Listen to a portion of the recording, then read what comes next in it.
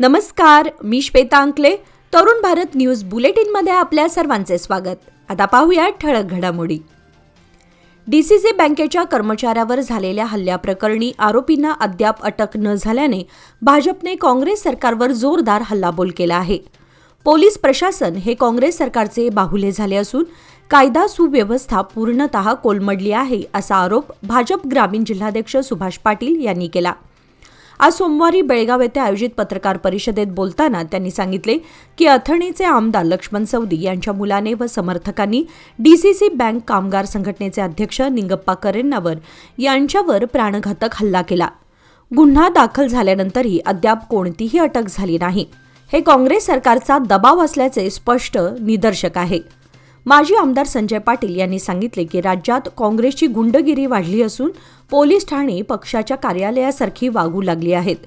दोषींवर कारवाई झाली नाही तर भाजपकडून राज्यभर तीव्र आंदोलन छेडण्यात येईल असा इशाराही त्यांनी दिला.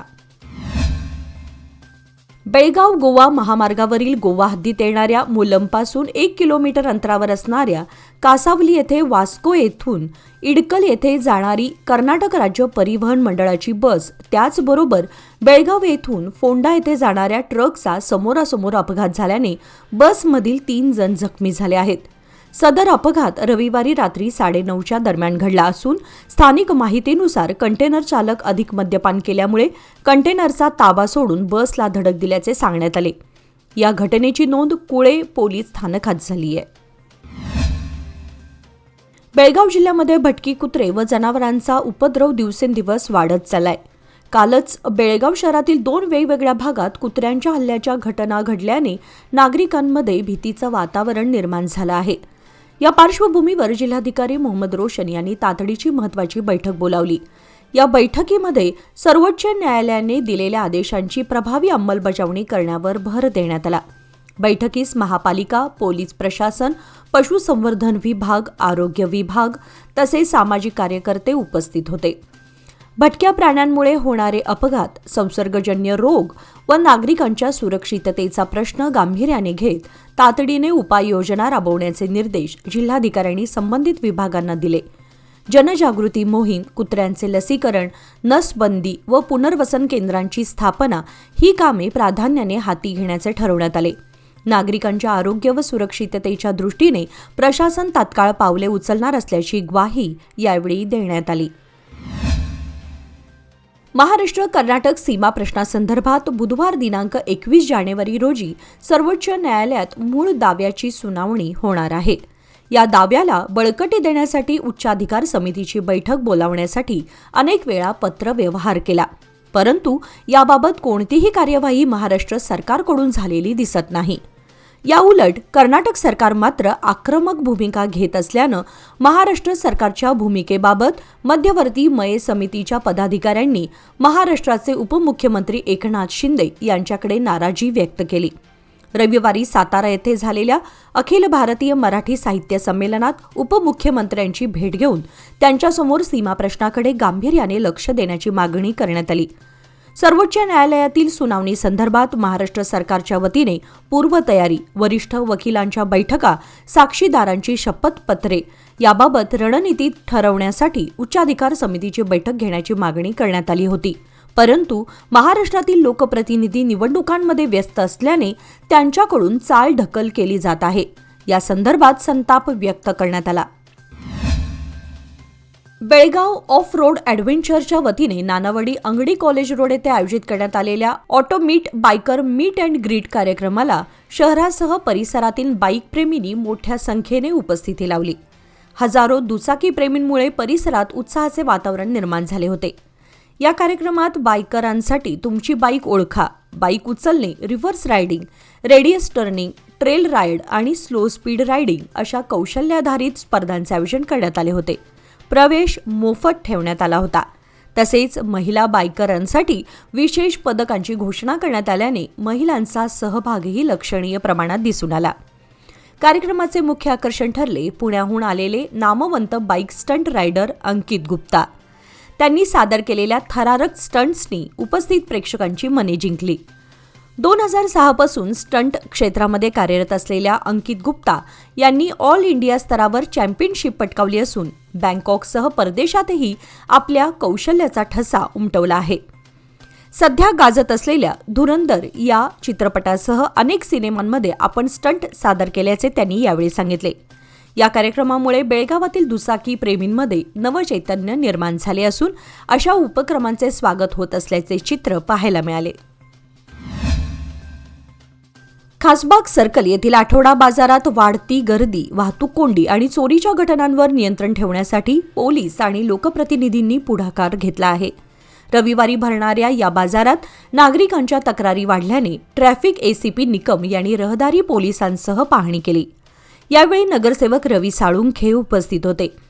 पाहणी दरम्यान बाजारातील फेरीवाल्यांची अनियमित मांडणी, रस्त्यावरील अडथळे आणि सुरक्षेच्या दृष्टीने असलेल्या त्रुटींचा आढावा घेण्यात आला. पोलीस प्रशासनाने लवकरच शिस्तबद्ध आणि सुरक्षित बाजारासाठी उपाययोजना करण्याचे संकेत दिले आहेत. खासबाग बाजार हा शहरातील मोठा बाजार म्हणून ओळखला जात असून येथे दर आठवड्याला मोठ्या प्रमाणात नागरिक खरेदीसाठी येतात. मात्र बेशिस्त मांडणीमुळे बाजारात चालणेही कठीण होत असून त्याचाच फायदा घेत चोरट्यांकडून मोबाईल चोरीसह विविध चोरीच्या घटना घडत असल्याचे निदर्शनास आले आहे. नवीन जिल्हा पोलीस अधीक्षक के रामराजन यांनी काल रविवारी रात्री खानापूर पोलीस ठाण्याला भेट देऊन कामकाजाची तपासणी केली. त्यांनी ठाण्यातील अधिकारी आणि कर्मचाऱ्यांसोबत बैठक घेऊन कार्यपद्धतीचा आढावा घेतला. या दरम्यान त्यांनी गुन्हेगारी नियंत्रण, नागरिकांशी वर्तन, तक्रारींवर त्वरित कारवाई तसेच पोलीस ठाण्याची स्वच्छता व रेकॉर्ड व्यवस्थापन यावर सविस्तर चर्चा केली. अधिकाऱ्यांना त्यांनी नागरिकांच्या सुरक्षेसाठी दक्ष राहण्याचे आणि जनतेशी समन्वय साधून कार्य करण्याचे निर्देश दिले. पोलीस अधीक्षकांच्या या भेटीमुळे स्थानिक पोलीस दलात नवचैतन्य निर्माण झालं असून नागरिकांच्या अडचणींवर अधिक परिणामकारक पद्धतीने काम करण्यावर भर दिला जाणार आहे. चंदगड वन परिक्षेत्र अंतर्गत येणाऱ्या पारगड मोटणवाडी मार्गावरील गुडवळे गावानजीक मुख्य रस्त्याच्या कडेला तब्बल 9.5 फूट लांबीचा दुर्मिळ व अत्यंत विषारी किंग कोब्रा आढळून आल्यानं परिसरात एकच खळबळ उडाली. विशेष म्हणजे हा मार्ग पर्यटकांसाठी अतिशय वर्दळीचा असल्याने संभाव्य धोका निर्माण झाला होता. गुडवळे गावच्या हद्दीतील क्वालिटी चिकन कंपनीजवळील मुख्य रस्त्यावर काही पर्यटकांच्या निदर्शनास हा नागराज आला. काही क्षणातच घटनास्थळी नागरिक व पर्यटकांची मोठी गर्दी जमली. याच दरम्यान तेथून जाणारे वन विभागाचे कर्मचारी शंकर तेरवणकर यांच्या ही बाब लक्षात आली. परिस्थितीचे गांभीर्य ओळखत त्यांनी तात्काळ पर्यटकांना व नागरिकांना सुरक्षित अंतरावर हलवले व वरिष्ठ अधिकाऱ्यांना याबाबत माहिती दिली. यानंतर तिलारी नगर येथील वन्यजीव अभ्यासक व वन्यजीव जनजागृती करणारे विकास माने यांना घटनास्थळी पाचारण करून पकडले. त्यानंतर या दुर्मिळ व विषारी सापाला चंदगड वन परिक्षेत्राच्या हद्दीतील नैसर्गिक जंगल अधिवासात सुरक्षितपणे सोडण्यात आले. या संपूर्ण मोहिमेदरम्यान कोणतीही जीवितहानी अथवा दुर्घटना घडली नाही हे विशेष. या घटनेच्या पार्श्वभूमीवर अशा प्रसंगी नागरिक व पर्यटकांनी गर्दी न करता तात्काळ वन विभागाला माहिती द्यावी असे आवाहन करण्यात आले आहे. वन विभाग व वन्यजीव रक्षकांच्या तत्परतेमुळे मोठा अनर्थ टळला असून त्यांच्या कार्याचे सर्वत्र कौतुक होत आहे. रविवारी जिल्हा पोलीस अधीक्षक के रामराजन यांनी नंदगड पोलीस ठाण्याला भेट देऊन कामकाजाची पाहणी केली. त्यांनी पोलीस ठाण्यातील अधिकारी व कर्मचाऱ्यांसोबत बैठक घेतली आणि विविध विषयांवर सविस्तर चर्चा केली. गुन्हे नियंत्रण, नागरिकांना दिली जाणारी सेवा, तक्रारींचे निवारण, कायदा व सुव्यवस्थेची अंमलबजावणी यासंबंधी त्यांनी मार्गदर्शन केले. तसेच ठाण्याच्या कामकाजात पारदर्शकता व जलद प्रतिसाद देण्यावर भर देण्याच्या सूचना दिल्या. या भेटीदरम्यान पोलीस अधीक्षकांनी ठाण्यातील सुविधा, रेकॉर्ड व्यवस्थापन आणि कर्मचाऱ्यांची उपस्थिती याचाही आढावा घेतला.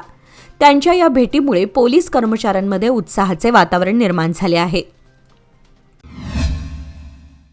इन्व्हेस्टमेंट अशीच करणार ज्याने माझी हार्टबीट खूप अशी नाही होणार आणि म्हणून एक पार्ट FD मध्ये नक्की इन्व्हेस्ट करणार. कारण FD आहे तर स्टडी आहे. लोकमान्य FD सोबत मिळवा best interest rate. Lokmanya FD आहे तर स्टडी आहे. स्वामी अय्यप्पा यांची आराधना ही केरळमधील शबरीमलामध्ये दरवर्षी 14 जानेवारी रोजी लाखो भाविकांच्या उपस्थितीत होते. त्याआधी भाविक 1 महिन्यापर्यंत कठोर व्रताचे पालन करतात. या पार्श्वभूमीवर बेळगाव शहरातील अनुगोळ विभागातील स्वामी विवेकानंद रस्त्यावर अय्यप्पा भक्तगणांकडून विविध धार्मिक कार्यक्रमांचे आयोजन करण्यात आले होते. या कार्यक्रमास मये नेते रमाकांत कोंडुस्कर यांनी भेट दिली. त्यांनी माता भगिनी व उपस्थित मान्यवरांसह भगवान अय्यप्पा यांच्या मूर्तीचे पूजन करून आशीर्वाद घेतला. कार्यक्रमाच्या यशस्वी आयोजनाबद्दल त्यांनी समाधान व्यक्त करत अशा धार्मिक कार्यक्रमांची परंपरा निरंतर सुरू राहो अशी सदिच्छा व्यक्त केली. कार्यक्रमाला स्थानिक नागरिक, भक्तगण व कुटुंबियांचा मोठा सहभाग लाभला. हिंदवाडी येथील महालक्ष्मी मंदिराचा सुवर्ण महोत्सव दिनांक 20 ते 31 जानेवारी दरम्यान साजरा करण्यात येणार आहे. यानिमित्त दररोज सकाळी 8 ते दुपारी 1 या वेळेमध्ये विविध धार्मिक कार्यक्रम होणार आहेत. दिनांक 26 रोजी संकल्प पुण्याह वाचन, गणहोम, चंडिका पाठ, सप्तशती पारायण प्रारंभ होणार आहे. दिनांक 27 रोजी चंडिका पारायण, चंडिका होम व श्री सुक्त होम होणार आहे. दिनांक 28 रोजी चंडिका पारायण, चंडिका होम, लक्ष्मीनारायण हृदय पारायण होम. दिनांक 29 रोजी चंडिका पारायण, चंडिका होम आणि श्री महालक्ष्मी मूल मंत्र होऊन पालखी उत्सव व अष्टवदन सेवा होईल. पालखी दुपारी 4 वाजता प्रारंभ होईल. दिनांक 30 रोजी चंडिका पारायण, चंडिका होम, कलावृद्धी होम, कुंभाभिषेक होणार असून दिनांक 31 रोजी शतचंडिका व वर्धापन होम होऊन दुपारी 1 ते 3 या वेळेमध्ये महाप्रसाद होणार आहे. बेळगाव रेल्वे स्थानकावरील प्लॅटफॉर्मवर अनोळखी युवकाचा मृत्यू झाला आहे. रेल्वे पोलिसांनी सुमारे 35 ते 40 वर्षीय अनोळखीचा मृतदेह ताब्यात घेतला असून मृतदेहाची ओळख पटवण्यासाठी प्रयत्न करण्यात येत आहेत. प्लॅटफॉर्म क्रमांक 1 वर रविवारी 4 जानेवारी रोजी या अनोळखीचा मृत्यू झाला आहे. 5 फूट 7 इंच उंची, गहूवर्ण, अंगाने सडपातळ, उभट चेहरा असं त्याचं वर्णन असून त्याने दाढी मिशी वाढवली आहे. त्याच्या अंगावर लाल रंगाचे स्वेटर, पांढऱ्या व निळ्या रेषांचे चौकडे फुल शर्ट, चॉकलेटी नाईट पॅन्ट परिधान केले आहे. त्याने आपल्या गळ्यामध्ये आणि उजव्या हातामध्ये काळा दोरा बांधला आहे. मृतदेहाची ओळख पटवण्यासाठी संबंधितांनी 0831-240-5273 या क्रमांकावर संपर्क साधण्याचे आवाहन बेळगाव रेल्वे पोलिसांनी केले आहे. मातेसह मुलगी बेपत्ता झाल्याची घटना निपाणी शहर पोलीस ठाण्यात नोंद झाली आहे. वैभवी करण खाडे वय 26 व तिची मुलगी ऋतिका करण खाडे वय 6 राहणार हनुमाननगर निपाणी अशी बेपत्ता झालेल्यांची नावे आहेत. याबाबत निपाणी शहर पोलिसांकडून समजलेली अधिक माहिती अशी की गुरुवार दिनांक 1 जानेवारी 2026 रोजी वैभवी व पती करण खाडे यांच्यामध्ये किरकोळ भांडण झाले होते. त्याचा राग मनात धरून वैभवी खाडे ही आपली मुलगी ऋतिका खाडे हिला घेऊन दुचाकीवरून अचानक निघून गेली. ती परत घरी लवकर आली नाही. शेवटी पती करण अप्पा खाडे यांनी निपाणी शहर पोलीस स्थानकात फिर्याद दिली. या वर्णनाची महिला व मुलगी आढळल्यास निपाणी शहर पोलीस ठाण्याशी संपर्क करावा असे आवाहन शिवानंद कारजोळ यांनी केले आहे. किनया येथील नरवीर तानाजी युवक मंडळाच्या वतीने आयोजित करण्यात आलेल्या कबड्डी स्पर्धेमध्ये पुरुष गटात बैलहोंगल संघाने तर महिला गटात बेळवट्टी संघाने विजेतेपद पटकावले. या स्पर्धेला 50 वर्षांची गौरवशाली परंपरा आहे. स्पर्धेचे उद्घाटन सामाजिक कार्यकर्ते अशोक घागवे व सुवर्णकार राजू बेकवाडकर यांच्या हस्ते करण्यात आले. कार्यक्रमाच्या अध्यक्षस्थानी मारुती डुकरे हे होते. यावेळी प्रमुख पाहुणे म्हणून युवा समिती सीमाभागचे अध्यक्ष शुभम शेळके व कार्याध्यक्ष धनंजय पाटील उपस्थित होते. स्पर्धेच्या यशस्वी आयोजनासाठी मंडळाचे अध्यक्ष यशवंत गुरव सर यांच्यासह अनिल पाटील, कृष्णा पाटील, रामलिंग गुरव, शिवाजी पाटील यांनी विशेष परिश्रम घेतले. या स्पर्धेसाठी मोठ्या संख्येने कबड्डीप्रेमी व ग्रामस्थ उपस्थित होते. ग्रामीण भागातील दळणवळण, शेती, शिक्षण व सामाजिक जीवनाशी थेट संबंधित असलेल्या पायाभूत सुविधांचा विकास हा गावाच्या सर्वांगीण प्रगतीचा कणा ठरत असतो. याच अनुषंगाने शिनोळी येथे 1,25,00,000 रुपये निधीच्या मातोश्री ग्राम समृद्धी पाणंद रस्ता या महत्त्वपूर्ण विकास कामाचा शुभारंभ मोठ्या उत्साहात पार पडला. रोजगार हमी मंत्री भरत गोगावले हे उद्घाटन कार्यक्रमात व्हिडिओ कॉलद्वारे सहभागी झाले होते. शिवसेना पक्षप्रमुख व उपमुख्यमंत्री एकनाथ शिंदे आणि मंत्री भरत गोगावले यांच्या निधीतून हे काम साकार होत असून शिवसेना नेते प्रभाकर खांडेकर, तालुका प्रमुख कल्लप्पा निवगिरे, युवा नेते प्रताप उर्फ पिणू पाटील व सौ भादवणकर मॅडम, महिला तालुका प्रमुख इंद्रायणी बोकमूरकर यांच्या सातत्यपूर्ण पाठपुराव्यामुळे हे विकास काम प्रत्यक्षात आले आहे. या रस्त्याच्या माध्यमातून शेतकऱ्यांना शेतीमाल वाहतूक सुलभ होणार असून विद्यार्थ्यांना शाळा महाविद्यालयात जाणे सोपे होणार आहे. उद्घाटन प्रसंगी उपतालुका प्रमुख नामदेव सावंत, ज्येष्ठ शिवसैनिक मनोहर पाटील, वाहतूक सेना अध्यक्ष सलीम मुल्ला, शिव उद्योग सेना अध्यक्ष सुशांत नवकुडकर, महिला उपतालुका प्रमुख भारती शेडगे उपस्थित होते. त्यासोबतच गावातील महिला व ग्रामस्थ मोठ्या संख्येने उपस्थित होते. लेटेक्स कॉलनी निपाणी येथून युवती बेपत्ता झाल्याची घटना निपाणी शहर पोलीस ठाण्यात दाखल झाली आहे. कोमल दादासाहेब गलांडे, वय 22 असं बेपत्ता झालेल्या युवतीचं नाव आहे. याबाबत तिचे वडील दादासाहेब गलांडे यांनी निपाणी शहर पोलीस ठाण्यामध्ये तक्रार दिली आहे. तिची उंची 5 फूट 6 इंच, अंगाने सडपातळ, चेहरा गोल आहे. तिला हिंदी व मराठी भाषा बोलता येते. दिनांक 2 जानेवारीपासून ती घरातून निघून गेली आहे. या वर्णनाची युवती आढळल्यास त्वरित निपाणी शहर पोलीस ठाण्याशी संपर्क करावा असे आवाहन निपाणी शहर पोलीस ठाण्याचे उपनिरीक्षक शिवानंद कारजोळ यांनी केले आहे. याचबरोबर आजचे बातमीपत्र इथेच संपले. अधिक माहिती आणि ताज्या घडामोडींसाठी पाहत रहा तरुण भारत न्यूज चॅनल. तसेच आमच्या चॅनलला लाईक, शेअर आणि सबस्क्राईब करायला विसरू नका. आणि विश्वासार्ह बातम्यांसाठी दररोज वाचा दैनिक तरुण भारत. धन्यवाद.